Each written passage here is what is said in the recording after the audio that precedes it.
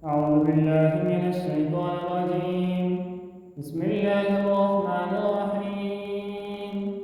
ألم تر إلى الذي حاج إبراهيم في ربه أن آتاه الله الملك إذ قال إبراهيم ربي الذي يحيي ويميت قال أنا أحيي وأميت قال إبراهيم فإن الله يأتي بالشمس من المشرق فأت بها من المغرب فإن الله يأتي بالشمس من المشرق فأت بها من المغرب فبهت الذي كفر والله لا يهدي القوم الظالمين.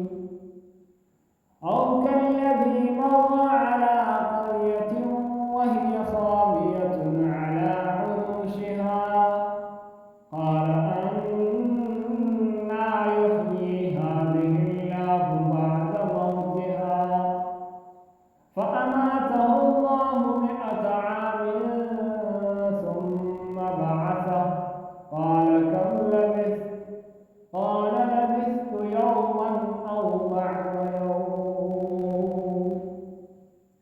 قال بل لبثت 100 عام فانظر إلى طعامك وشرابك لم يتسنه وانظر إلى حمارك ولنجعلك آية للناس وانظر إلى العظام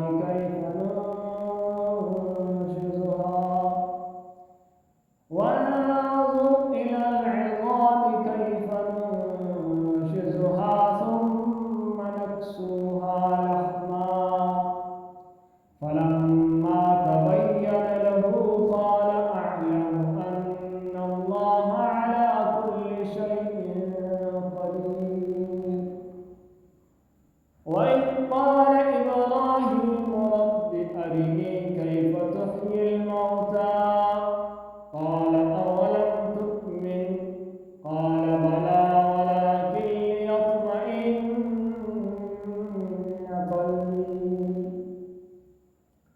قال فخذ 4 من الطير فصرهن إليك ثم اجعل على كل جبل منهن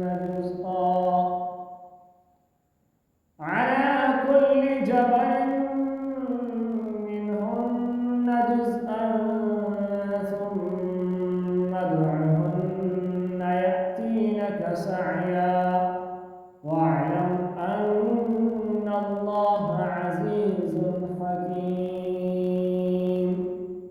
صدق الله العظيم.